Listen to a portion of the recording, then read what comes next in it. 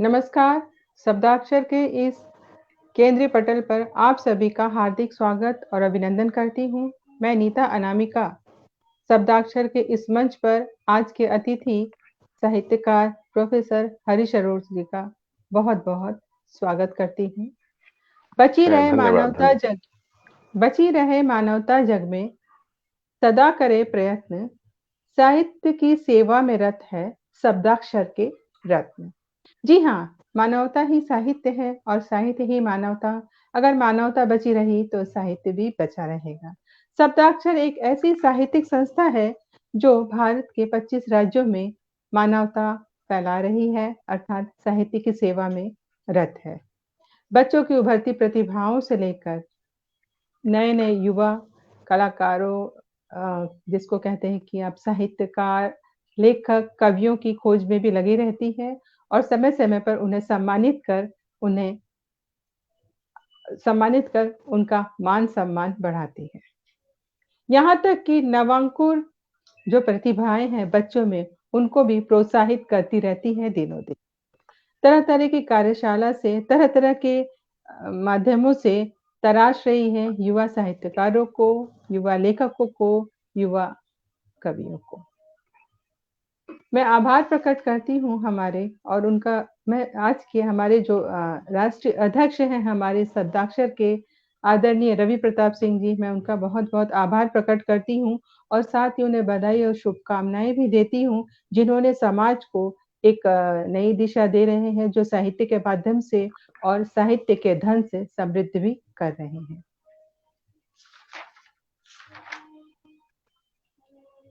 साहित्य और पत्रकारिता के क्षेत्र में एक स्थापित नाम प्रोफेसर हरीश अरोड़ा। स्वामी विवेकानंद सुभारती विश्वविद्यालय से पत्रकारिता एवं जनसंचार में एमए, महात्मा गांधी अंतर्राष्ट्रीय हिंदी विश्वविद्यालय के दूर शिक्षा निदेशालय में हिंदी के प्रोफेसर और निदेशालय के निदेशक भी हैं। विगत 22 वर्षों से हिंदी साहित्य और पत्रकारिता में अध्यापन कर रहे हैं। कविता, कहानी, नाटक, पत्रकारिता और आलोचना पर इनकी 35 से भी अधिक पुस्तकें प्रकाशित हो चुकी है।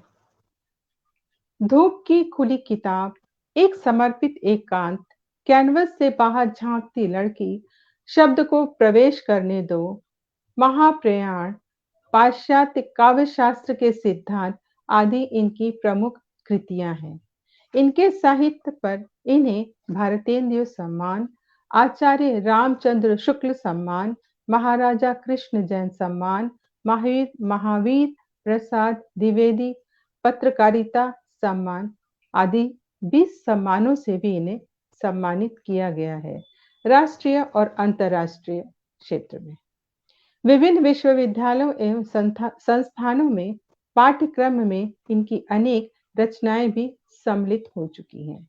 इनके साहित्य पर विभिन्न विश्वविद्यालयों से एमए, फिल और पीएचडी के शोध कार्य संपन्न हो चुके हैं और जारी भी हैं। हम स्वागत करते हैं शब्दाक्षर के इस केंद्रीय मंच पर हमारे आज के साहित्यकार अतिथि आदरणीय प्रोफेसर हरीश अरोड़ा जी का। बहुत-बहुत स्वागत है आपका। मैंने बहुत ही एक छोटा परिचय आपका दिया है और अगर परिचय देने लगूंगी तो पूरा 1 घंटा लग जाएगा। तो हम स्वागत करते हैं शब्दाक्षर परिवार की ओर से इस मंच पर आपका। धन्यवाद धन्यवाद नीता जी। जी। वार्तालाप में सबसे पहले मैं आपसे कुछ कहना चाहूँगी। आप एक पत्रकार रह चुके हैं और अनेक अनुभवों से आपने पत्रकारिता को अपने अनुभव को समेटा है। पत्रकारिता के इस सफर में आप साहित्य में कब और कैसे मुड़ गए? देखिए, पहली बात तो मैं ये कि मैं स्वतंत्र पत्रकार रहा हूँ। मतलब कि जी, पत्रकारिता के लिए किसी एक विशेष संगठन के साथ जुड़कर कोई काम नहीं किया मैंने। स्वतंत्र पत्रकारिता में जब आप काम कर रहे होते हैं तो आपके पास बहुत सारे समाचार पत्र होते हैं। रेडियो पे आप जा सकते हैं, टेलीविजन पे कार्यक्रम कर सकते हैं, तो आपको एक पूरी छूट होती है उस समय। और मेरे साथ भी यही रहा कि मैं साहित्यकार और पत्रकार दोनों ही एक साथ ही बना। यानी कि पत्रकारिता के क्षेत्र में जब मैं आया, तो उससे पहले मैं एक रचनाकार के रूप में अपनी एक पहचान बनाने में लगा हुआ था। क्योंकि हम जब कॉलेज में पढ़ते थे, तो कॉलेज के दौरान ही हम लोगों ने लिखना आरंभ किया था। हमारी एक मित्र मंडली रही और वो मित्र मंडली आज भी हम सब एक साथ कहीं ना कहीं जुड़े हुए हैं।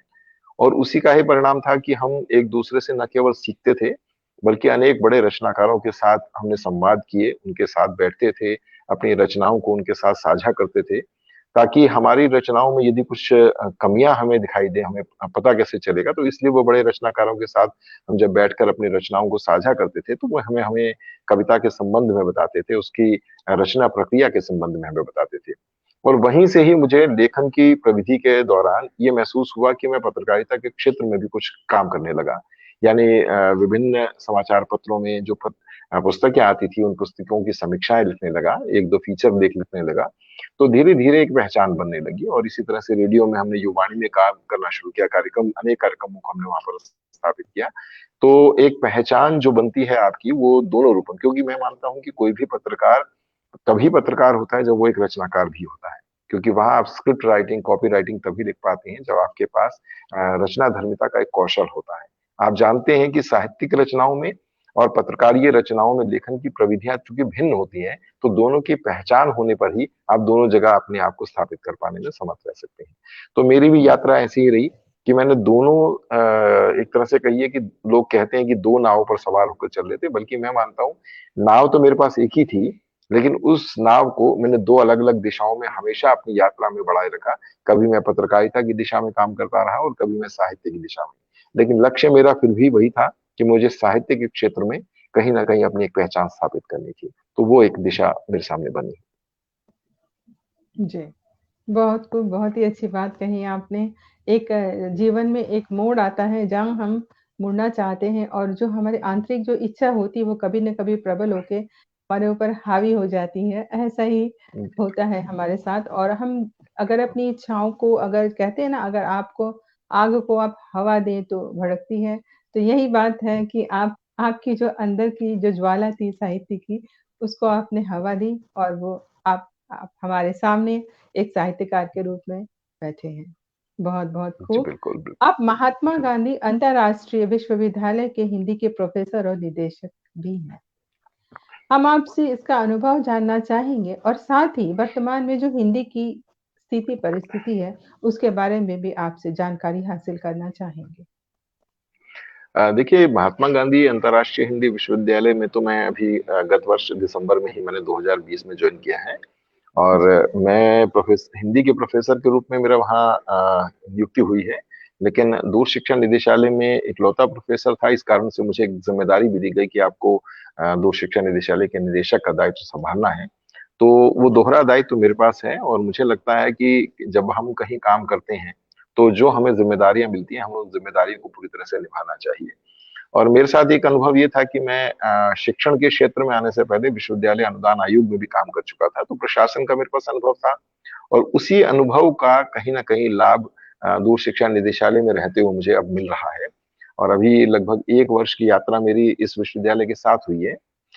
17-18 वर्ष मैंने पीजीडीएवी कॉलेज शांति, जो दिल्ली विश्वविद्यालय है, वहाँ पर मैंने अध्यापन किया। और दोनों में मुझे अगर देखा जाए तो दोनों में कोई फ़र्क नहीं है, क्योंकि जो शिक्षण कार्य करने वाला व्यक्ति होता है, वो किसी भी कॉलेज में या किसी भी संस्थान में रहे, उसका उसका काम शिक्षण होता है। उसके बाद विद्यार्थियों की संख्या या कम संख्या हो या ज़्यादा संख्या हो, उससे फ़र्क नहीं पड़ता।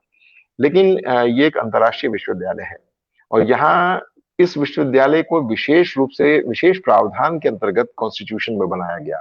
इसका लक्ष्य था कि संपूर्ण विश्व में भारत की उस भाषा को, जो भाषा भारत का प्रतिनिधित्व करके चलती है, उसके उसको किस तरीके से उसको भाषा के माध्यम से हम विभिन्न विषयों की शिक्षा कैसे समाज को दे सकते हैं। मैंने यहाँ आकर ये एक चीज महसूस की, क्योंकि इस विश्वविद्यालय को मैं पहले से भी जानता था। मेरे बहुत सारे विद्यार्थी यहाँ से शिक्षा भी अर्जित कर चुके थे, और बहुत सारे ऐसे मेरे मित्र हैं जो यहाँ पहले से ही पढ़ा रहे थे। तो उसका मुझे जानने का अवसर मुझे पहले से ही था कि क्या ये विश्वविद्यालय काम करता है। इस विश्वविद्यालय का दायित्व था कि शुरू से लेकर संपूर्ण विश्व में कैसे हिंदी की शिक्षण प्रविधि को बढ़ाया जा सके। और इतना ही नहीं, बल्कि भारत की विभिन्न भाषाओं में जो हम काम लगातार कर रहे हैं, उस साहित्य को या वैश्विक साहित्य को भी समाज तक पहुंचाना है, तो हिंदी के माध्यम से कैसे पहुंचा सकते हैं। लेकिन यहाँ एक विशेष और योजना बनी हुई है, जो लगातार क्रियान्वित भी की जा रही है, कि ऐसे बहुत सारे क्षेत्र हैं जिनकी शिक्षा अभी भी भारत में अंग्रेजी माध्यम से दी जाती रही है। चाहे वो एमबीए की पढ़ाई हो, चाहे वो लॉ की पढ़ाई हो।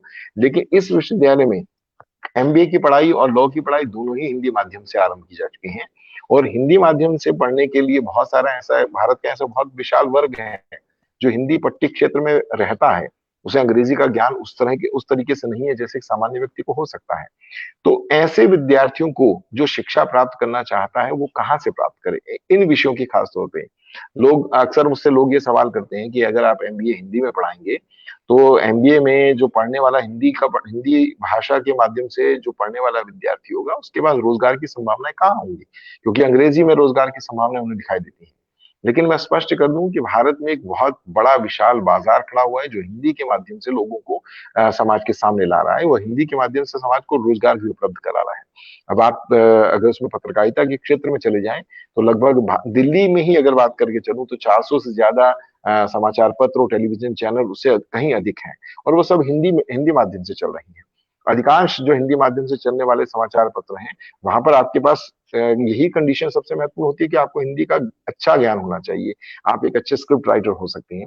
इसी तरह से बहुत सारी कंपनीज हैं, आप माइक्रोसॉफ्ट में चले जाएं, बालिंदु शर्मा दाधी जी हिंदी माध्यम से वहां पर पहुंचे और आज हिंदी के माध्यम से वहां की तकनीकी प्रविधि को आगे बढ़ाने में एक पूरा योगदान देकर चल रही है। तो ऐसा नहीं है कि बाजार में हिंदी नहीं है, हिंदी बाजार में जरूर है। लेकिन मेरा मानना है कि हम हर विषय का ज्ञान कैसे अर्जित कर सकते हैं ये सबसे पहले हमारे लिए महत्वपूर्ण होता है। मैंने स्वयं लॉ की पढ़ाई हिंदी माध्यम से की है। मुझे अगर कानून की जानकारी चाहिए तो कई बार ऐसा होता था कि कुछ कानून मुझे जिनके बारे में बिल्कुल ज्ञान नहीं है वो तब मुझे समझ में आया जब मैंने हिंदी माध्यम से उन्हें पढ़ा और सीखा। तो इसका एक परिणाम सबसे बड़ा ये रहा कि इस विश्वविद्यालय को आने वाले समय में, मुझे लगता है कि आने वाले समय में कोशिश यही रहेगी इस विश्वविद्यालय की, हर विषय की जो जो विषय समाज में अंग्रेजी माध्यम से अभी तक पढ़ाए जाते रहे हैं उन सभी विषयों की शिक्षा किसी न किसी रूप में हिंदी माध्यम से ये विश्वविद्यालय देकर चले। और भारत में ही नहीं बल्कि अंतर्राष्ट्रीय स्तर पर हम हिंदी को कैसे विकसित कर सकते हैं, यानी हम दोहरा दायित्व ले रहे हैं। एक तो हिंदी भाषा के विकास की दिशा तय कर रहे हैं, दूसरा हिंदी भाषा के माध्यम से उन विषयों की शिक्षा यहाँ पर समाज को दे रहे हैं, समाज के एक विशाल वर्ग को दे रहे हैं जो अभी तक उन विषयों की शिक्षा प्राप्त कर पाने में असमर्थ रहा है। क्योंकि आपको याद होगा महात्मा गांधी ने भी एक बार कहा था कि इस समाज के अंतिम जन तक हमें पहुंचना है। और राष्ट्रीय शिक्षा नीति जो अभी पिछले वर्ष बनी और इस वर्ष से क्रियान्वित हुई है उसका भी लक्ष्य यही है कि समाज के अंतिम वर्गों को हम किस रूप में शिक्षित कर सकते हैं। ज्ञान देना ही उद्देश्य नहीं है, ज्ञान के साथ साथ ज्ञान के उस अपरिमित साधना तक उन्हें पहुंचाना होगा जिन विषयों को वो जानता नहीं है। आखिर उन विषयों की शिक्षा उसे तब मिल सकती है जब वो अपनी भाषा में सीख सकता है। अभी तो केवल हिंदी माध्यम से हम भाषा सिखा रहे हैं। आने वाले समय में मुझे लगता है कि महात्मा गांधी अंतर्राष्ट्रीय हिंदी विश्वविद्यालय भारत का वो केंद्रीय विश्वविद्यालय होगा जो भारत की अन्य भाषाओं को भी सहयोगी भाषाओं के रूप में लेकर चलेगा और उसके माध्यम से समाज के हर वर्ग को वो विषय जो भारतीय भाषाओं में अभी तक मौजूद नहीं है उनकी शिक्षा उपलब्ध कराने की कोशिश करेगा। बहुत अच्छी बात कही, बहुत अच्छे आपने जानकारी दी हमें, जो कि हिंदी हमारी राजभाषा है और कहीं न कहीं ये जो पाश्चात्य के प्रभाव से विलुप्त होती जा रही है, लोगों में एक फैशन सा बनता जा रहा है और एक सोच सी बन गई है कि अगर हम अंग्रेजी माध्यम से पढ़ेंगे तो अच्छी नौकरी मिलेगी। पर आपकी बातें लोगों की आँखें खोलेंगी, उनके सोच विचार बदलने में बहुत ही मददगार साबित होंगी। बहुत-बहुत धन्यवाद इस विशेष हमें जानकारी देने के लिए। हमारे साथ जुड़े हुए हैं हमारे राष्ट्रीय अध्यक्ष आदरणीय रवि प्रताप सिंह जी, बहुत-बहुत सादर स्वागत है आपका सर। गोविंद गुप्ता जी जुड़े हैं, बहुत-बहुत स्वागत है इस साक्षात्कार में आपसे जुड़ने का। हमारे राष्ट्रीय उपाध्यक्ष सत्येंद्र सिंह जी जुड़े हैं, सादर नमन आप सभी का जुड़ने के लिए। हमारे साथ जुड़ी हुई अंजू छरिया जी जो पश्चिम बंगाल के साहित्य मंत्री हैं। विभा रंजन जी जुड़ी हुई हैं, बहुत-बहुत आभार जुड़ने के लिए आपका। डॉक्टर रश्मि जी जुड़ी हुई हैं, बहुत-बहुत जो हमारी मीडिया की प्रभारी हैं, बहुत आभार जुड़ने जी के जी लिए रश्मि जी आपका। कृष्ण कुमार दुबे जी जुड़े हुए हैं, बहुत-बहुत आभार आप सभी का इस साक्षात्कार में जुड़ने के लिए और कुछ नई जानकारी हासिल करने के लिए। अगर ये संदेश आपका घर-घर पहुँचे, लोगों तक पहुँचे तो बहुत ही खूबसूरत बात होगी और हिंदी के प्रति जो लोगों की अरुचि हो, वो कम होगी और अपनी भाषा को महत्व देना हम पहले ही सीखेंगे। जैसे हम घर में अपनी माँ को महत्व बिल्कुल देते हैं, वैसे हमारी मातृभाषा को महत्व देना हमारा दायित्व भी बनता है और कर्तव्य भी। बिल्कुल बहुत खूबसूरत बिल्कुल बात बिल्कुल। कही आपने। जी। समय को बाँधना हमारे वश में नहीं, परंतु साहित्यिक रिश्ता पीढ़ी दर पीढ़ी बना रहे, ये हमारी जिम्मेदारी बनती है। साहित्य के प्रति समाज के भावनात्मक रिश्ता बना रहे साहित्य के प्रति समाज का एक भावनात्मक रिश्ता बना रहे, इसके लिए आप क्या सुझाव देना चाहेंगे? देखिए, बहुत सामान्य सी बात है। आप एक ऐसी संस्था से जुड़ी हैं, शब्दाक्षर, जो जी, उसी काम को कर रही है जिस प्रश्न को आपने रखा है। यानी कि अगर हम समाज को साहित्य के साथ जोड़ेंगे नहीं, तो मैं समझता हूँ कि समाज में मूल्यों का विघटन अपने आप ही होना शुरू हो जाता है। कहते हैं कि किसी भी व्यक्ति के व्यक्तित्व का निर्माण करना है, तो उसे आप साहित्य से संबद्ध कर दीजिए, जोड़ दीजिए उसे। क्योंकि साहित्य आपके जीवन को एक न केवल दिशा देता है, बल्कि आपके भीतर के तनाव, आपके भीतर की कुंठाओं को कहीं न कहीं एक अभिव्यक्ति के माध्यम से आप कविता में, कहानी में या किसी भी रचना प्रक्रिया में ढाल देते हैं, तो आप उससे मुक्त हो जाते हैं। ये साहित्य का एक सबसे बड़ा काम है। कला की दृष्टि से देखकर चलें, तो सबसे महत्वपूर्ण कला साहित्य कला इसीलिए कही जाती है, क्योंकि जीवन की प्रत्येक परिस्थिति में व्यक्ति किसी भी दिशा में मौजूद हो, किसी भी पक्ष में मौजूद हो, वह अपने मन की अभिव्यक्ति यदि कहीं करना चाहता है, तो उसके लिए एक साहित्य सबसे बड़ा माध्यम बन जाता है। दूसरा सबसे बड़ा पक्ष है कि केवल साहित्य साहित्य नहीं होता, बल्कि वह भारतीय और वैश्विक संस्कृति का एक नियामक तत्व भी है। जैसे जब तक साहित्य है, तब तक ये मान लीजिए कि विश्व में संस्कृति का पक्ष जो है वो निरंतर मजबूत बना रहेगा। तो मैं मानता हूं कि शब्दाक्षर जैसी संस्थाएं युवा पीढ़ी के, नवांकुर लोगों को ही नहीं बल्कि युवा पीढ़ी के रचनाकारों को भी जब एक मंच प्रदान कर रही है, तो उसके साथ साथ उन्हें विभिन्न प्रकार की कार्यशालाएं भी आयोजित करनी चाहिए। क्योंकि मैं अक्सर देखता हूं कि जो सोशल मीडिया के तमाम प्लेटफॉर्म्स हैं, उनमें जितने भी रचनाकार हैं, उनमें से अधिकांश रचनाकार कविता, कहानी या उपन्यास या नाटक की रचना प्रक्रिया को जानते ही नहीं है, उसकी सैद्धांतिकता से परिचित नहीं होते। मैं ये नहीं कहता कि आप उनके सिद्धांतों को जाने तब लिखना शुरू करें, लेकिन सिद्धांतों का इतना ज्ञान होना चाहिए कि जो आप रचना लिख रहे हैं, वो रचना गीत है या नवगीत है या प्रगीत है, इसकी जानकारी आपको होनी चाहिए।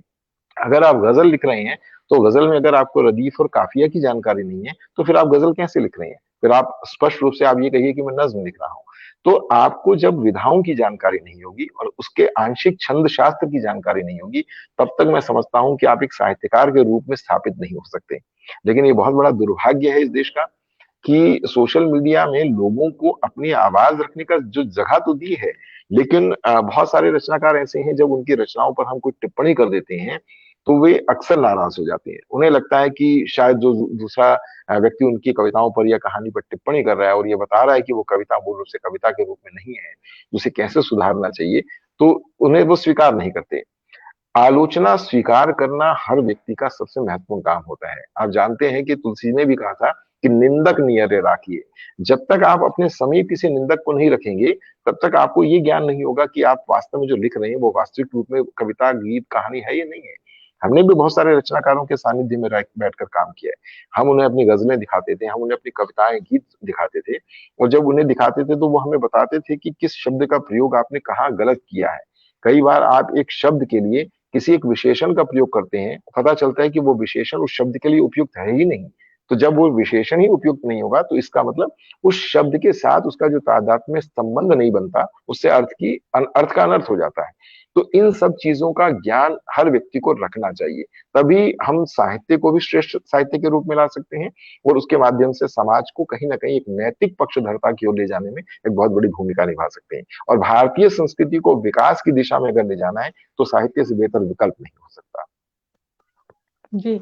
आपने जो कहा कार्यशाला की बात, शब्दाक्षर ऐसी कार्यशाला चलाती हैं और हमारे जो राष्ट्रीय उपाध्यक्ष हैं सत्येंद्र सिंह जी, वो इस कार्यशाला को देखते हैं और काफ़ी लोग गज़लों पे भी जुड़े हुए हैं, तो शब्दाक्षर क्या इस बात! कार्य में जुटी हुई है। जी, मैंने पहले ही ये कहा तो था बहुत अच्छी बात है, और मैं वही कहूँ, क्योंकि मैं शब्दाक्षर से अभी दूसरे कार्यक्रम में ही आपके साथ अभी जुड़ा हूँ।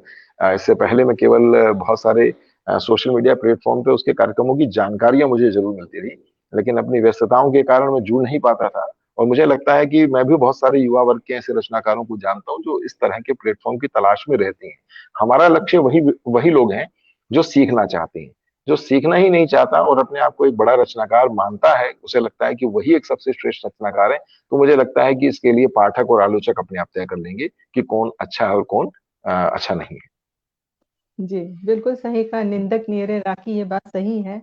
और ऐसा अगर जो नहीं करता, वो मतलब जो कहते हैं ना कि हीरे को तराशने वाली काम होती है, वो बात नहीं बनेगी। हीरे को जब तराशा जाता है तभी उसकी चमक होती है। हीरे को भी कई प्रताड़ना से गुजरना पड़ता है, तभी उसकी चमक चारों तरफ फैलती है। ऐसा कहा जाए बिल्कुल, अगर जीवित बिल्कुल। अवस्था बिल्कुल, में हो बिल्कुल तो। सही कहा। जी, जी, जी। बिल्कुल। कबीर ने भी कहा है कि कबीर जब कहते हैं कि जब तक किसी शिष्य को गुरु नहीं मिलता और गुरु की थाप नहीं मिलती, मटके की तरह जब गुरु उसको एक तरह से धीरे-धीरे थाप देता है, तब उसके अंदर आकार बनना शुरू होता है। तो मैं समझता हूँ कि उस आकार को एक अच्छे आकार के रूप में किसी व्यक्ति को ढलना है, किसी रचनाकार को ढलना है, तो उसे कहीं न कहीं एक गुरु अपने पास हमेशा रखना होगा। वो गुरु किताबें भी हो सकती हैं, व्यक्ति भी हो सकता है और जीवन मूल्य भी हो सकते हैं, कहीं भी, जी, किसी रूप में भी।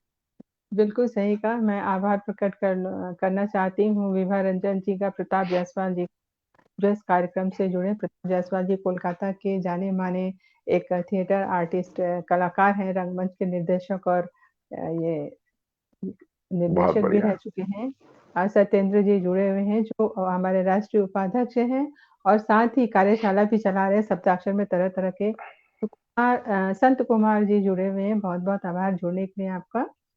पंडित बालकृष्ण, बहुत-बहुत आभार आपका जुड़ने के लिए इस कार्यक्रम से। अ, आपने जो एक बात कही कि ये त्रुटियाँ जो हमें नहीं पता चलती हैं कि हम क्या लिख रहे हैं, छंद है या कि दोहा है, जो भी गलतियाँ हम लिखते चले जाते हैं और वो फिर एक विकराल रूप सही में ले लेती है, साहित्य से हट के कुछ अलग ही साहित्य बन जाता है। इसी में मैं आपसे एक प्रश्न करना चाहूँगी, बाद में करना चाहती पर इससे जुड़ गई है तो मैं पहले पूछना नहीं, नहीं, चाहूँगी बिल्कुल। कि हाँ, हाँ। आधुनिक साहित्य के काव्य में जो बढ़ती गद्यात्मक ती जा रही है कविताओं में, तो उस मैं विषय में समझ आप रहा हूँ। क्या विचार हैं? देखिए मैं आपको एक जानकारी दे देता हूँ। आपको याद होगा छायावाद के दौर में निराला एक ऐसे रचनाकार रहे जिन्होंने अपनी एक पुस्तक की भूमिका में एक वाक्य लिखा था कि मनुष्य की मुक्ति की तरह अब कविता की मुक्ति भी जरूरी है। लेकिन इस मुक्ति का तात्पर्य ये नहीं था कि आप छंद के बंधन से मुक्ति ले लें। वो मुक्ति कहीं ना कहीं एक मुक्त छंद को जन्म देने वाली प्रविधि थी। ये निराला ने ही मुक्त छंद की प्रविधि को जन्म दिया। हर कविता के बीच में एक लयात्मकता बनी रहती है। गद्यात्मकता अगर दबाव देती है और रचना में लय तोड़ देती है, तो मैं मानता हूँ फिर वो गद्यात्मकता कविता नहीं है। आप कविता के नाम पर, चूंकि मैं बहुत सारे आधुनिक युग के बल्कि समकालीन रचनाकारों के साथ मतलब मंच भी साझा करता रहा हूँ, उनकी कविताओं पर आलोचनात्मक टिप्पणियां भी करता रहा हूँ। और मेरे बहुत सारे ऐसे अनेक मित्र भी हैं जो इस तरह की रचना लिखते हैं। और मैं अक्सर उनसे कहा करता हूं कि अगर आपको इस तरह की रचना लिखनी है, उससे बेहतर है कि आप एक गद्यात्मक निबंध लिखें, आप गद्यात्मक कविता लिखें, क्योंकि बहुत सारे तरीके से आपको गद्य कविता भी मिलती है, बहुत सारी ऐसे आप देखेंगे बहुत सारे रचनाकारों की हैं। लेकिन अगर वो कविता है तो उसमें लय होनी चाहिए, उसके अंदर एक आंतरिक लय जो निरंतर बनी रहती है वो हमेशा बनी रहनी चाहिए। मैं मानता हूं कि शब्द बहते हुए जब आपको दिखाई देंगे, महसूस होंगे, तो समझ लीजिए कि उसमें कविता है, चाहे उसमें गद्यात्मकता का पुट भी आपको विद्यमान होगा। निराला की बहुत सारी रचनाएं हैं जिसमें तुकांतता तो मिलती है, लेकिन छंद का बंधन उन्होंने तोड़ा है कि वह तोड़ती पत्थर, मैंने देखा उसे इलाहाबाद के पथ पर। अब पत्थर और पत्थर के बीच में अगर आप देखें कि पहली पंक्ति में केवल 3 शब्द हैं और दूसरी में 7 से 8 शब्द दिखाई दे रहे हैं, लेकिन ये गद्यात्मकता नहीं है, क्योंकि इसमें शब्दों का प्रभाव पूरी तरह से विद्यमान है, इसकी आंतरिक लय निरंतर बहती हुई आपको महसूस हो रही है और इसमें काव्यात्मक भाषा भी है। गद्यात्मकता में और काव्यात्मकता में फर्क इसी बात का है कि दोनों की भाषा में बहुत फर्क होगा। किस विषय के अंतर्गत हम जब लिख रहे होते हैं तो उसकी भाषा स्वतः ही अपने आप उस विधा के अनुरूप बनती चली जाती है। अब हम जानते हैं कि कविताएं अलग अलग तरीके से लिखी जाती हैं, अलग अलग रूपों में लिखी जाती हैं, अलग अलग विषयों के अंतर्गत लिखी जाती हैं। जिस तरह से निबंध लिखे जाते हैं, निबंध में वैचारिक निबंध की भाषा बिल्कुल अलग होती है और ललित निबंध की भाषा बिल्कुल अलग होती है। उसी तरह से कविता में भी अलग अलग विधाएं हैं, उसकी उप विधाएं हैं, जिनके अंतर्गत लिखने वाला जानता है कि उसके शब्दों का प्रयोग किस रूप में कहाँ करना चाहिए। अगर गद्यात्मकता उस रूप में आज के समय में कविता में पूरी तरह से स्थापित होती चली जा रही है, तो मुझे लगता है कि आने वाले समय में कहीं ना कहीं वो साहित्य के लिए उपयोगी नहीं है, साहित्य के लिए तो मैं मानता हूँ साहित्य के लिए खतरनाक भी सिद्ध हो सकती है। लेकिन मैं बहुत सारे ऐसे रचनाकारों को भी जानता हूँ जो निरंतर आज भी गीत लिख रहे हैं, गीत की उस परंपरा को छूट नहीं रहे और निरंतर वो लगातार गीत या नवगीत माध्यम से समाज के सामने उस साहित्य को जीवित रखते हैं, साहित्य की विधाओं को जीवित रख रहे हैं। तो कितना ही बड़ा रचनाकार क्यों ना हो, अगर उसकी रचना में एक लयात्मकता, एक आंतरिक लय विद्यमान नहीं होगी, तो पाठक उसके साथ अपना तादात्म्य बना पाने में समर्थ नहीं होता है। और आप जानते हैं कि काव्य शास्त्र का नियम है कि रस तभी मिलता है, आनंद तभी मिलता है जब वो साधारणीकृत हो जाता है, यानी कि सामने पाठक को या सामने दर्शक को जब वो महसूस नहीं होगा, उसको फील नहीं होगा, तो कैसे वो रचना मतलब सार्थक हो पाएगी।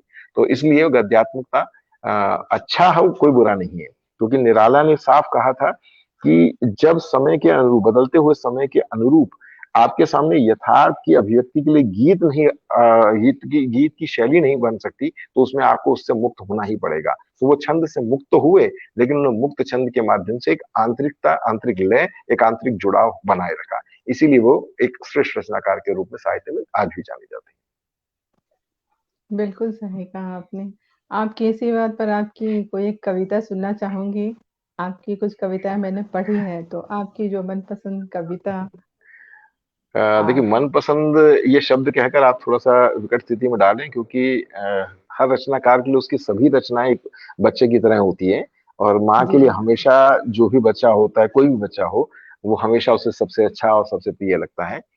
चूंकि अभी आपने जो बात कही थी गद्यात्मकता वाली, तो मैं आपको देखिए एक छंद मुक्त रचना ही आपके पास रख रहा हूँ, और लगभग वो रचना आज से लगभग 30 वर्ष पहले की रचना है। लेकिन वो रचना में एक गति, एक लय आपको भीतर ही भीतर दिखाई देगी, और आप उसे महसूस करेंगे कि कैसे वो रचना है। प्रेम में बंधन नहीं है, तुम उसे एहसास के नन्हे सजीले पंख देकर मुक्त कर दो। प्रेम में बंधन नहीं है, तुम उसे एहसास के नन्हे सजीले पंख देकर मुक्त कर दो। वह उड़ेगा, क्षण भर उड़ेगा, और फिर से लौट कर स्नेह के बंधन तुम्हारे चूम लेगा। देह के लघुखंड तो क्षण की शिला हैं, छू नहीं सकते, स्थिर हैं। वे तुम्हारे प्रेम की नवसर्जना में गदगद रहेंगे, मूक अभिनंदन करेंगे, मूक अभिनंदन करेंगे। अब इस रचना में आपको कहीं छंद का प्रवाह उस रूप में नहीं दिखाई देता जो छंद शास्त्र का है, लेकिन ये मुक्त छंद की रचना है। इसमें आंतरिकता है, एक लय है, और प्रेम के उस विराट स्वरूप को लक्षित करने की कोशिश की है जो वासना से परे होता है। तो रचनाकार की यही एक विशेषता होती है कि अपनी रचनाओं को कैसे ढाले। ये मेरी रचनाओं में, मेरी एक ऐसी रचना है जो मुझे आज तक अपनी प्रिय रचनाओं में सबसे ज्यादा पसंद आती रही है। जी। आपकी कैनवस से बाहर झांकती लड़की, इसके बारे में कुछ जानना चाहेंगे? देखिए, अक्सर कहा जाता है कि जो साहित्यकार होता है वो लिखता है जो भोगा हुआ यथार्थ होता है, लेकिन ऐसा नहीं। भोगा हुआ यथार्थ का मतलब ये नहीं कि उसने वो स्वयं भोगा हो। वो अपने आसपास के परिवेश से, अपने आसपास के समाज के लोगों से जुड़ा रहता है, और उनके जीवन की अभिव्यक्ति को भी वो कहीं ना कहीं अपनी अभिव्यक्ति के रूप में स्वीकार लेता है। कैनवास से बाहर झांकती संग्रह है, और उस संग्रह की एक रचना सिर्फ वही है जो कैनवास से बाहर झांकते हुए है। लेकिन इसकी एक भूमिका बड़ी स्पष्ट रूप से मैं अगर कहूँ तो इसकी एक बड़ी भूमिका सार्थक रूप में इस कारण से भी निकल कर आई।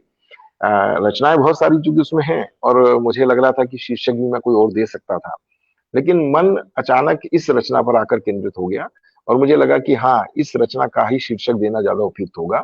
लेकिन अगर आप उस संग्रह को पढ़ेंगे, उस संग्रह की अधिकांश रचनाएं एक सॉफ्टनेस वाली है, यानी कि कोमल कांत भावनाओं को अभिव्यक्त करने वाली रचना है। उसमें आपको चिड़िया मिलेगी, उसमें आपको प्रकृति मिलेगी। दरअसल हुआ ये था कि एक बार मैं मार्केट से निकलता हुआ जा रहा था, तो मुझे एक कैनवास दिखाई दिया, और उस कैनवास में एक लड़की थी जो एक फ्रेम से बाहर एक तरह से मुझे ऐसा लगा कि वो झांकती हुई सी देख रही है, और उनकी उसकी आंखों को देखकर मैंने महसूस किया कि जैसे आगे बढ़ता गया तो मुझे लगा कि शायद वो लगातार मुझे ही देख रही है। और ये बहुत पहले, मतलब कई काफी वर्ष पहले की बात थी। और अचानक वही चीज मुझे लगभग पिछले वर्ष 2019 के दिसंबर के आसपास की बात थी। वैसा ही मैंने एक परिवेश देखा कि मुझे कहीं एक खिड़की से, जिसे मैं कैनवास के रूप में स्वीकार करके चल रहा था, तो मुझे देखा कि कोई एक लड़की है। मैंने ऊपर जब देखा तो ऐसा लगा कि जैसे वो देखती हुई चली जा रही है। देख किसे रही थी सवाल ये नहीं था, देख मुझे भी नहीं रही थी ये भी स्पष्ट है। उसके बावजूद भी वो फ्रेम मेरे दिमाग में बैठ गया, और मुझे लगा कि हाँ, मुझे वो अभिव्यक्ति कहीं ना कहीं एक कविता के माध्यम से लोगों के सामने लानी चाहिए। आप सोचिए, सहज सी बात थी, लेकिन वो कविता में आ गई। कविता में आने के लिए कोई भी सहज घटना, कोई भी सहज भाव होता है वो स्वतः ही फूटता है। और इस संग्रह का जन्म भी शायद इसी कारण से हुआ। उसमें कई रचनाएं ऐसी है जिसमें आपको चिड़िया की रचनाएं बहुत मिलेंगी, प्रकृति परक रचनाएं बहुत मिलेंगी। उसमें कहीं ना कहीं आपको इलियट का प्रभाव बहुत ज्यादा दिखाई देगा। मैं इलियट से काफी प्रभावित रहा हूँ, उनकी कविताओं से बहुत प्रभावित रहा हूँ। इस कारण से उसमें प्रकृति और प्रकृति के सुंदर जो बिंब है वो लगातार आपको निरंतर मिलते चले जाएंगे। और वो संग्रह इसी कारण से मतलब कैनवस से बाहर झांकती लड़की के रूप में आपके पास, समाज के पास पहुंचा। ये एक बहुत ही खूबसूरत और अनूठा-सा नाम था और काफ़ी इसको प्रसिद्धि भी मिली है। मैंने पढ़ा जी है, देखा है। तो जी जी। बहुत ही आपको बहुत-बहुत शुभकामनाएँ इसकी प्रसिद्धि के लिए। अ, धन्यवाद धन्यवाद। मैं हमारे जो दर्शक जुड़े हैं, श्रोता जुड़े हैं, उनका धन्यवाद प्रकट करना चाहूँगी। विभा रंजन जी, आपका बहुत-बहुत धन्यवाद। हमारे राष्ट्रीय अध्यक्ष और हमारे राष्ट्रीय उपाध्यक्ष जुड़े हुए हैं, सत्येंद्र सिंह और रवि प्रताप सिंह जी। गिरीश उपाध्याय जी हमसे जुड़ चुके हैं, बहुत-बहुत धन्यवाद आपका गिरीश जी जुड़ने के लिए। राज वर्मा जी, बहुत-बहुत धन्यवाद जुड़ने के लिए और इस साक्षात्कार को सार्थक बनाने के लिए प्रताप जायसवाल जी जुड़े हैं, जयराम जी जुड़े हैं। बहुत कृष्ण कुमार दुबे जी सब जुड़े हुए हैं, बहुत लोगों का नाम जो देख रहे हैं दर्शक यहाँ पे कमेंट्स नहीं कर रहे हैं, तो मैं पढ़ नहीं पा समझ नहीं पा रही हूँ। जी जी आप बिल्कुल। सभी हाँ का जी हाँ जी। बहुत-बहुत आभार जुड़ने के लिए एक ऐसे साहित्यकार से जो हमें हिंदी के बारे में, हमें अपने जो म भावनाओं के बारे में जिसका साक्षात्कार मैं कर रही हूँ आज, हम सभी एक साथ जुड़े हैं। दर्शकों में से अगर कोई कुछ पूछना चाहे तो आप अपने प्रश्न कमेंट बॉक्स में डाल सकते हैं। मैं आदरणीय हरीश अरोड़ा जी से ज़रूर पूछूँगी। तब तक लिए मैं दूसरे इस पे आती हूँ। विश्व हिंदी की परिकल्पना क्या है आपकी नज़र में? देखिए, ऐसा है, हिंदी के रूप भले ही कितने क्यों ना हो, मैं जी, समझता हूँ कि हिंदी फिर भी एक है। और वो हम हमारे मन की अभिव्यक्ति को समाज तक लाती है। मैं बहुत सारे प्रवासी साहित्यकारों से भी निरंतर मिलता रहा हूँ और मुझे विदेशों में भी जाने का अवसर मिला है। और वहां जी, जाने के बाद मैंने एक चीज महसूस किया है। भारत के किसी भी राज्य का कोई भी व्यक्ति जब भारत में होता है, तब वो अपनी मातृभाषा में ज्यादा सहज महसूस करता है। और मैं मानता हूँ उसे अपनी मातृभाषा में सहजता होनी भी चाहिए। और अपने परिवार में जब हम बैठते हैं तो हम अपनी मातृभाषा में ही सामान्य तौर पर बातचीत किया करते हैं। लेकिन जब वे लोग विदेशों में जाते हैं तो उनके लिए हिंदी एक सबसे बड़ा माध्यम बन जाती है अपनी अभिव्यक्ति का, अपने साथ अपने दूसरों के साथ अपने संबंधों को बनाए रखने का, दूसरों के साथ अपने पारिवारिक रिश्ते कायम करने का। तो वो जो चीज मैंने महसूस की, और हमने जब बाहर कॉन्फ्रेंसेस वगैरह भी की और कॉन्फ्रेंस में जाना भी लगातार होता रहा, तो मैंने महसूस किया कि जो वैश्विक स्तर की हिंदी है वो भी वैसी ही हिंदी है जो हम आम जीवन में अपने आसपास के परिवेश में देखते हैं। जैसे अगर दिल्ली में रहने वाला व्यक्ति होता है, उसकी भाषा हिंदी भाषा में दिल्ली परिवेश के शब्द सहज रूप से आ जाते हैं। इसी तरह से जब कोई महाराष्ट्र में रहने वाला व्यक्ति होता है तो महाराष्ट्र के मराठी के अनेक शब्द ऐसे होंगे जो आपको हिंदी में प्रचलन में सहज रूप से मिलते हुए दिखाई देंगे। इसी तरह से अगर आप बंगाल में जाएंगे तो वहां का व्यक्ति बोलने वाला होगा, वो कहीं ना कहीं अपनी बोलचाल की शैली में उन शब्दों का प्रयोग कर देता है जो उसके लिए कहीं ना इस सहज अभिव्यक्ति के माध्यम बन जाते हैं और हिंदी में वो रच बस जाते हैं। अगर आप हिंदी को पूरा उठाकर देखें तो हिंदी का शब्दकोश, उसमें 50% शब्द हिंदी के अपने शब्द हैं, बाकी उसने दूसरी भाषाओं से ग्रहण किए, चाहे वो संस्कृत के माध्यम से बने हो, चाहे उसमें पुर्तगाली शब्द हो, उसमें अंग्रेजी शब्द हो, उसमें फ्रेंच के शब्द हो।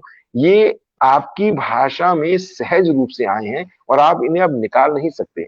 आपके घर में अलमारी है, आपके घर में आप कमीज पहनकर चलते हैं, ये दोनों ही पुर्तगाली शब्द हैं। आप इन्हें कब कैसे अपने जीवन से बाहर निकाल सकते हैं? ये हमारी भाषा में रच बस जाने वाले शब्द हैं। मैं समझता हूं कि इसी तरह से वैश्विक संदर्भों में जब हिंदी को देखेंगे तो विश्व के अनेक राष्ट्रों में जहां जहां जिस जिस राष्ट्र में रहने वाले लोग होते हैं, वे वहां की भाषा के कुछ ऐसे शब्द जो बहुत सामान्य और जीवन में प्रचलन में आ सकते हैं, उन शब्दों का प्रयोग वो नियमित रूप से अपनी कविताओं में करते हैं, अपनी कहानियों में करते हैं। और जब हम उन्हें पढ़ते हैं तो हम रचनाकार से कई बार पूछते भी हैं कि आपने जिस शब्द का प्रयोग किया वो किस संदर्भ में किया है। जब हमें वो संदर्भ पता चलता है तो हमें लगता है कि हाँ, आने वाले समय में ये शब्द कहीं ना कहीं हिंदी का एक वास्तविक शब्द भी बन सकता है। और इसी तरह से विश्व की अनेक भाषाओं में हिंदी के अनेक शब्द गए हैं, संस्कृत के अनेक शब्द गए हैं। जब किसी भाषा को समर्थ होना होता है तो वो दूसरी भाषा के शब्दों को यथावत रूप से जब ग्रहण कर लेता है तो मैं समझता हूँ कि वो भाषा अपने आप विकसित होती चली जाती है। हाँ, मेरा एक मत जरूर है, यदि आपके पास हिंदी भाषा में वो शब्द है जिसके स्थान पर आप दूसरी भाषा के शब्द का प्रयोग कर रहे हैं, तब आप अपनी भाषा को कहीं ना कहीं उस शब्द को मार देते हैं। इसलिए हर शब्द को जीवित रखना है तो उसे प्रचलन में लाना होगा, निरंतर लाना होगा। और इसीलिए वैश्विक संदर्भों में जो विश्व के अनेक रचनाकार हैं जो हिंदी में लिख रहे हैं, मैं महसूस करता हूं कि हिंदी के जिन शब्दों का प्रयोग अक्सर वो करते हैं, शायद हिंदी पट्टी क्षेत्र के लोग भी या हिंदी के भारत के हिंदी रचनाकार भी उस तरह के शब्दों का प्रयोग नहीं करते। इसलिए मैं उनको बहुत बहुत आभार व्यक्त करता हूं कि वो वैश्विक स्तर पर हिंदी को प्रचार प्रसार में एक बहुत बड़ा योगदान देकर चल रहे हैं। जी, बिल्कुल सही कहा आपने, एक नई जानकारी दी हमें। बहुत-बहुत आभार आपका। आपके जीवन की कोई ऐसी घटना जो साहित्य या पत्रकारिता से, या आप एक आलोचक भी हैं? देखिए घटनाएं तो ऐसी बहुत सारी हैं और मुझे लगता है कि कई बार उन घटनाओं को जिस घटना से हमें प्रेरणा मिले। मैं आपको एक बहुत अच्छा सा उदाहरण देता हूँ। वो अच्छा सा उदाहरण ये है, एक बहुत बड़े गीतकार रहे हैं असीम शुक्ल जी।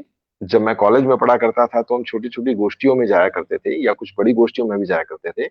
तो वहां बैठकर हम बहुत सारे रचनाकारों से हमारा परिचय वहीं पर हुआ। मैं तब असीम शुक्ल जी को जानता नहीं था, एक गोष्ठी के माध्यम से उनसे मेरा परिचय हुआ। दिल्ली में आईआईटी दिल्ली जो है वहां पर मधु जी एक कवित्री रहा करती थी। उनके घर पर एक गोष्ठी हुई और उसमें असीम शुक्ल जी भी आए। तब तक मुझे ये नहीं पता था असीम शुक्ल एक बहुत बड़े गीतकार हैं। और मैं तब गीत सीख रहा था और गीत सीखते हुए मुझे राधे श्याम प्रगल्भ जी का सानिध्य मिल चुका था, जो अशोक चक्रधर के पिताजी हैं। तो मैं गीत की परख उनसे लेता था कि मुझे गीत उनको दिखाता तो समझता था कि गीत में कोई त्रुटियां तो नहीं है। तो असीम शुक्ल जी ने वहां अपना एक गीत का पाठ किया था। जब वो गीत का पाठ करके उठे तो अंत में मैंने अचानक कह दिया, मैंने कहा दादा, इसमें जो ये शब्द है इसकी जगह अगर ये शब्द होता तो शायद ये शब्द ज्यादा सार्थक होता। तो असीम शुक्ल जी बहुत नाराज हो गए और उन्होंने बहुत गुस्से में कह भी दिया था कि ये आज का मतलब जो लड़का है, नया नया लड़का है, नया नया लिख रहा है और मेरे गीत पर टिप्पणी कर रहा है। तो मुझे बहुत बुरा भी लगा और मुझे लगा कि मैंने एक वरिष्ठ रचनाकार की रचना पर जो टिप्पणी की है शायद वो सार्थक नहीं है और मुझे नहीं करनी चाहिए थी। लेकिन एक सप्ताह के पश्चात दिल्ली के कालिंदी कॉलेज के अंदर एक पोएट्री कंपटीशन में गया हुआ था। और मैं जब पोएट्री कंपटीशन में मंच पर देखा तो मैं सामने देखा असीम शुक्ल जी वहां जज बैठे थे। तो मुझे लगा आज तो बिल्कुल गए।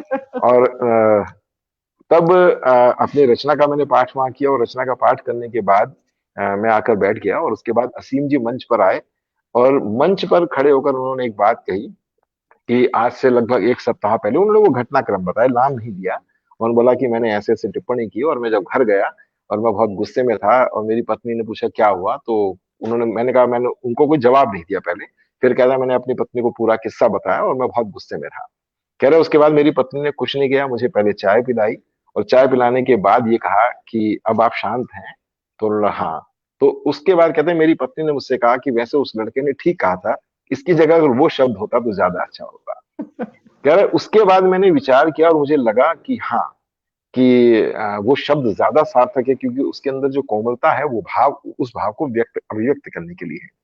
कह रहा है आज मैं उस रचनाकार को जो सामने ही मौजूद है, मैंने कोई बायस नहीं थे, उन्होंने वो मुझे प्रथम पुरस्कार उस समय दिया, लेकिन उन्होंने ये कहा कि मैं बायस होकर नहीं दे रहा, उनकी रचना के आधार पर दे रहा हूँ। और बाद में उन्होंने कहा कि मुझे लगता है कि हमें हर व्यक्ति से सीखना चाहिए, चाहे वो छोटा हो या बड़ा हो, अगर उसे रचना की पहचान है तो उससे सीखने में कोई बुराई नहीं है। ये जीवन का लक्ष्य मैंने भी बनाया है। ये किस्सा एक ऐसा किस्सा था जिसने मुझे एक बार तो तनाव में लाकर खड़ा कर दिया था, लेकिन आज मुझे लगता है कि बड़े रचनाकार में भी एक कहीं ना कहीं एक छोटा सा जो बच्चा छिपा होता है, वो क्रोध में वो बच्चा दिखा था, लेकिन बच्चा घर जाके शांत हुआ और उसने महसूस किया कि जो मैंने कहा कहीं ना कहीं वो शब्द ठीक था। शायद इस कारण से भी कि हम उस समय लगातार पढ़ रहे थे, गीत बहुत पढ़ रहे थे, और हो सकता है इसी कारण से मुझे लगा उस शब्द के स्थान पर वो शब्द उपयुक्त हो सकता है। आज भी अगर मेरी रचना में कोई व्यक्ति मुझे कहता है कि इसके स्थान पर ये शब्द आना चाहिए, मैं तत्काल उसे स्वीकार करता हूं अगर मुझे लगता है कि वो कविता के लिए उपयुक्त है। तो ये ऐसे छोटे छोटे घटनाएं बहुत सारी हैं। कुछ व्यक्तिगत हैं इसलिए उनको मैं आपके सामने साझा नहीं कर रहा। कभी अवसर मिलेगा तो किसी पुस्तक में उन सबको क्रियान्वित करेंगे। जी, बिल्कुल। जी। बहुत अच्छी बात कही आपने, सीखने की कोई जो सीखना होता है किसी उम्र की मोहताज नहीं होता। हम जो सीखते हैं शिक्षा, ऐसी बातें, छोटे-छोटे बच्चे भी होते हैं और ऐसे छोटे कुछ ऐसी घटनाएँ भी होती हैं जो बहुत कुछ सिखा जाती हैं। हमारे साथ जुड़े हुए हैं हमारे राष्ट्रीय अध्यक्ष आदरणीय रवि प्रताप सिंह जी, जुड़े हुए हैं, इससे पहले जुड़े थे हमारे साथ, जुड़े हुए हैं अभी अनिल अनिल जी जुड़े हैं। बहुत बहुत आभार आपका जुड़ने के लिए। दर्शक और श्रोताएं आपको देख और सुन दोनों रहे हैं, और जो आपके अनुभव जो मैं आप क्योंकि हमें बोल रहे मैं हैं। उन सभी को देख नहीं पा रहा, लेकिन रवि जी, सत्येंद्र जी और शब्दाक्षर की पूरी टीम का मैं बहुत बहुत आभार व्यक्त करता हूं कि वो इस तरह के आयोजनों के माध्यम से कहीं ना कहीं हमें भी बहुत सारे लोगों के साथ जुड़ने का एक मौका देते हैं। और साथ ही साहित्य में जब तक बातचीत और संवाद ना हो, मुझे लगता है कि साहित्य वहीं स्थिर हो जाता है, और उसे अगर गतिशील बनाए रखना है तो संवाद होना बहुत जरूरी है। रवि जी का बहुत बहुत धन्यवाद। शब्दाक्षर जैसी संस्था को पूरे भारत में नहीं बल्कि मुझे लगता है कि वैश्विक स्तर पे वो संस्था अपना जो काम कर रही है, वो बहुत जल्दी कहीं ना कहीं युवा रचनाकारों की एक ऐसी पीढ़ी तैयार करेगी जो पीढ़ी साहित्य के क्षेत्र में अपनी एक पहचान बनाएगी। बिल्कुल सही कहा। और शब्दाक्षर और हमारे अध्यक्ष के छत्र छाया में हम सभी कार्यरत हैं इसको सफल बनाने के लिए। और आप जैसे साहित्यकार से हम जुड़ रहे हैं, हमारी हमारी संस्था जुड़ रही है, लोग सुन रहे हैं। ये सबसे बड़ी अपने हम्म, आप में महत्वपूर्ण बात है कि आप जो अपने अनुभव, हम बहुत बार ऐसा होता है कि हम किताबों पे कुछ नहीं लिख पाते और एक व्यक्ति के साथ दूसरे व्यक्ति का संवाद इतना सहज भी नहीं हो पाता। तो एक साक्षात्कार माध्यम है ये, जो हमेशा के लिए पीढ़ी दर पीढ़ी से सुन सकेगी कि आपने क्या कहा था। बिल्कुल। साक्षात्कार में क्या ऐसी बातें आती हैं जीवन के अनुभव में जिसे हम ले सकते हैं अपने जीवन में और आगे बढ़ने की प्रेरणा ले सकते हैं। बहुत-बहुत आभार आपका। आप एक धन्यवाद। आलोचक भी रह चुके हैं, हमने पढ़ा है और आपके बारे में कुछ जानकारियाँ हासिल की हैं। तो आपको आलोचक में काफ़ी जो कहते हैं ना, आलोचक को बहुत आग से अंगारों से गुज़रना पड़ता है। अ, देखिए, मैं आलोचना के क्षेत्र में आना शायद हो सकता है कि मेरी मजबूरी रही हो, लेकिन हुँ। जब मैं पत्रकारिता में काम कर रहा था तो स्वाभाविक है, जब मैं पुस्तकों की समीक्षाएं लिखा करता था तो मुझे लगता था कि पुस्तकों की समीक्षाएं भी आलोचना का ही एक प्रतिबिंब होती है। हुँ। दूसरी बात, हर पाठक आलोचक भी होता है। वो अलग बात है कि वो अपनी बात दूसरे तक कैसे पहुंचाए, उसके पास कोई माध्यम नहीं होता। हमारे पास एक माध्यम बना, हमने समाचार पत्रों के माध्यम से लोगों तक अपनी बात पहुंचाई, उनकी रचनाओं पर टिप्पणियां की। यहाँ तक कि एक पत्र भी हम कई बार लिखा करते थे बहुत सारे रचनाकारों को कि उनकी रचनाओं में हमें क्या अच्छा लगा, या हम कोई जानकारी लेना चाहते थे तो हम ये सब किया करते थे। और ये आज की बात नहीं है, ये पहले के समय से, अगर हम पुराने साहित्यकारों को, उन साहित्यकारों को देखें जो आज भले ही जीवित नहीं है, लेकिन उनकी आलोचनाओं ने ही हमें रचनाओं के मूल धर्म को समझने की एक पहचान दी है। मैं जब विश्वविद्यालय में पढ़ाने आया, उससे पहले आलोचना की समझ लीजिए कि प्राथमिक कक्षाएं में ले चुका था, और मुझे लगा कि अब मुझे कम से कम इसमें एक डिग्री का कोर्स तो करना चाहिए। तो उस आलोचना कर्म को आगे बढ़ाते हुए मैंने बहुत सारे रचनाकारों की रचनाओं पर अपनी टिप्पणियां देना शुरू की, और धीरे धीरे फिर कुछ पुस्तकें आना शुरू हुई। आधुनिक कविता पर मेरी अलग से किताब है, आधुनिक कवि एक विमर्श के नाम से, जिसमें दिनकर पर, मुक्तिबोध पर, प्रसाद पर, पंत पर, निराला पर, इन सभी रचनाकारों पर मेरी बहुत सारे लेख समझ लीजिए हुए हैं, आलोचनात्मक लेख हैं। स्वतंत्र रूप से मैंने बहुत सारे रचनाकारों की पुस्तकों की भूमिकाएं भी लिखी हैं। और अपने किताबों की भूमिकाएं सामान्य तौर पर मैं लिखता नहीं, लेकिन पिछले दो संग्रह जो मेरे आए हैं, कैनवास से बाहर झांकती लड़की और शब्द को प्रवेश करने दो, ये दोनों ही ऐसे हैं जिनके अंदर मैंने अपनी भूमिकाएं भी लिखी, और उसको कारण भी थे। वो कारण आपको उन भूमिकाओं को पढ़ने के बाद समझ में आएंगे। तो आलोचना कर्म मनुष्य को मानसिक कहीं ना कहीं एक वो तो देता है, चिंतन की ओर बढ़ने का एक मादा तो देता है, लेकिन जो आपके मन की अभिव्यक्ति होती है वो रचनाओं में होती है। आप मन की अभिव्यक्ति आपकी सृजनात्मक कला में होती है, कविता में, कहानी में हो सकती है। फिर भी दायित्व तो हमारा है, समाज के सामने हर उस रचना का परीक्षण करने की आवश्यकता होती है कि वो रचना समाज के पाठकों के लिए कितनी उपयोगी हो सकती है। इसलिए हम ये सब काम करते हैं, और मैं मानता हूँ कि आने वाला समय समाज में आलोचना का क्षेत्र जो है वो कभी बंद नहीं हो सकता। जिस तरह से कहानी बंद, कविता बंद नहीं हो सकती, उस तरह से आलोचना भी निरंतर गतिशील रहेगी।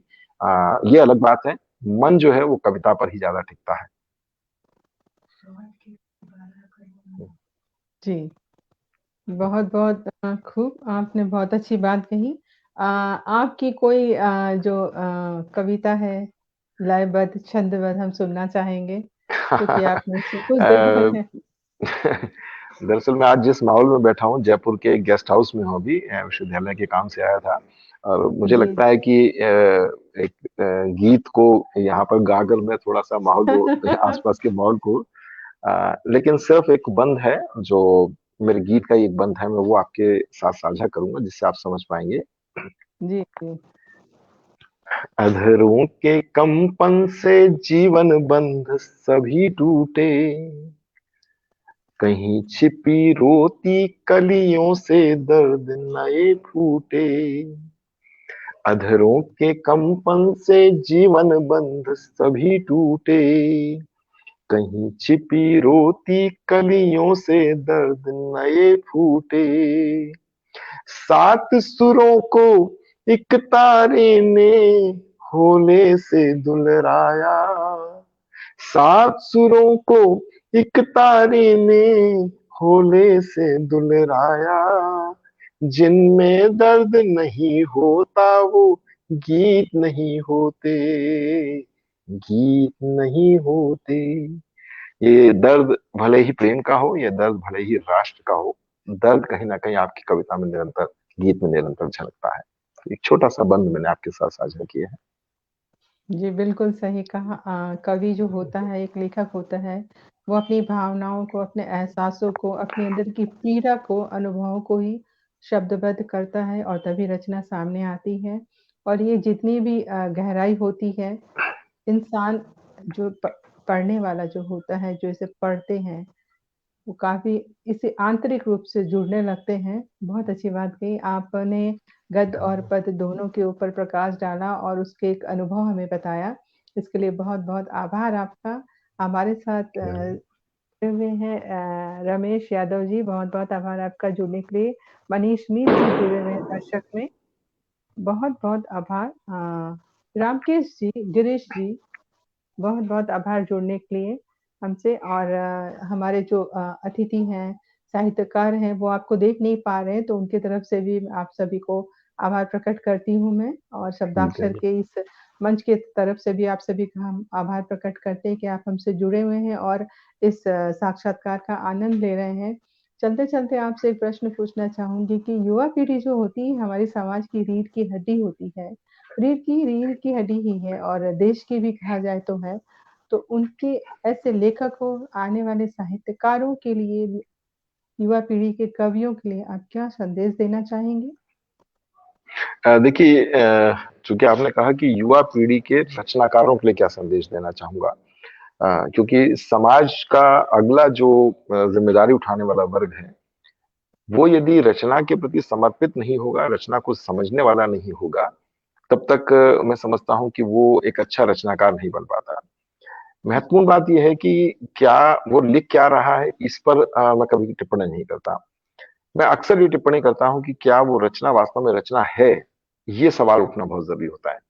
तो युवा रचनाकारों को एक संदेश जरूर देना चाहूंगा कि वो छपने की जो उनकी ललक है, उससे मुक्त हो जाएं। पहले पहले लिखें, जी भर के पढ़ें और जी भर के लिखें। जिस दिन आप समझ पाएंगे कि आप लिख सचमुच में जो लिख रहे हैं वो रचना है, आप महसूस करेंगे कि आप भले ही कम लिखें, लेकिन कम लिखने के बावजूद भी आप एक अच्छे रचनाकार के रूप में स्थापित हो सकते हैं। चंद्रधर शर्मा गुलेरी इस कारण से रचनाकार नहीं थे कि उन्होंने तीन कहानियां और बहुत सारे निबंध लिखे। वो इस कारण से रचनाकार के रूप में प्रसिद्ध हुए कि उनकी पहली कहानी जब आई थी तो लोगों को समझ में आई कि उसने कहा था ने आधुनिक कहानी के लिए नए द्वार खोल दिए थे। तो वो नेतृत्व करने वाली कहानी थी। इस कारण से भले ही उन्होंने कहानियां बहुत कम लिखी, लेकिन उनकी पहचान एक अच्छे कहानीकार के रूप में जानी जाती है।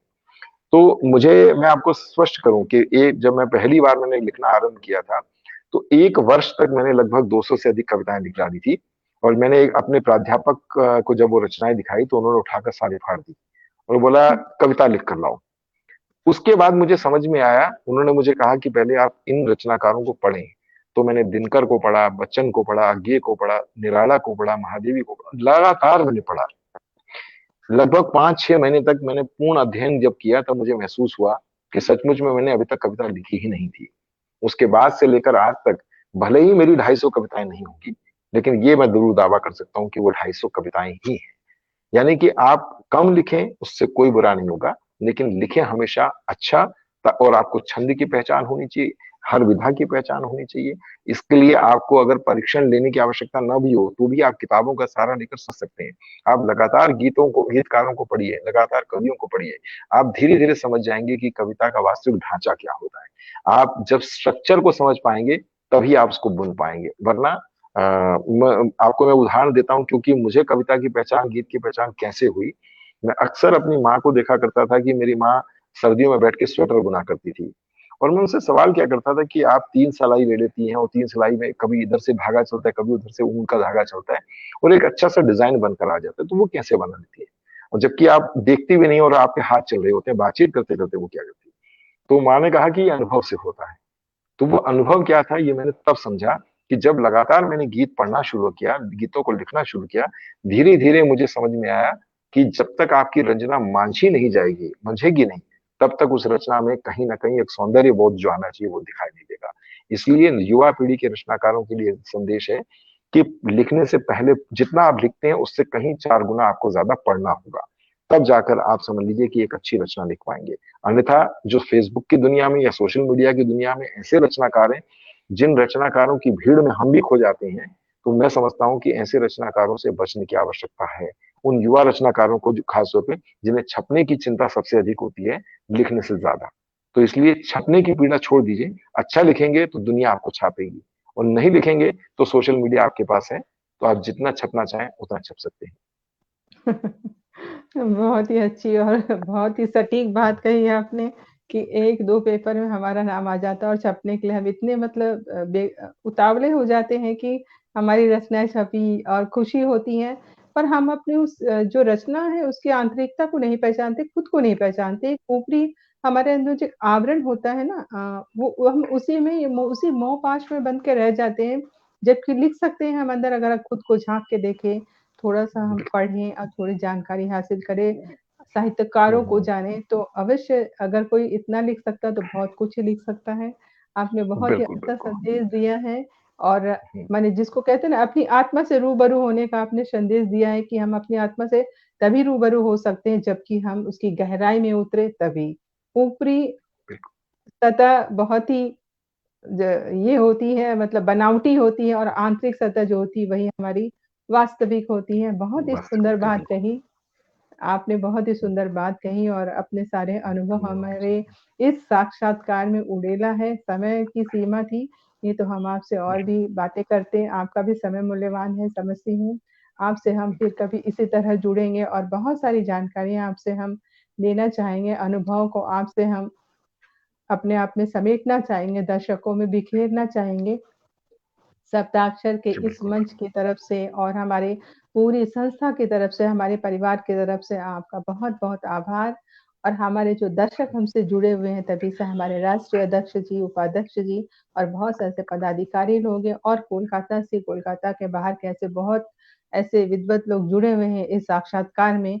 उन सबका मैं सादर आभार प्रकट करती हूँ कि आपने इस साक्षात्कार को संपूर्ण बनाया, सुना, समझा और अवश्य ये बातें होती हैं, फैलती ही रहेंगी चारों तरफ। तो मैं सभी को शुभ संध्या, नमस्कार कहती हूँ और शब्दाक्षर परिवार की ओर से प्रोफ़ेसर हरीश अरोड़ा आपका मैं बहुत-बहुत धन्यवाद प्रकट करती हूँ हमसे जुड़ने के लिए। आपका भी सभी बहुत-बहुत को धन्यवाद गीता जी, कि आपने भी बहुत सुंदर संचालन किया, और मुझे तो अच्छा लगा कि आपने वो प्रश्न उठाए जिन प्रश्नों को मैं स्वयं चाहता था कि जिनके उत्तर समाज तक पहुंचे। तो प्रश्न ज्यादा महत्वपूर्ण थे, उत्तर तो स्वाभाविक रूप से निकल कर आने ही थे। तो आपका भी बहुत-बहुत आभार, और शब्दाश्रय का पूरी तरह से आभार।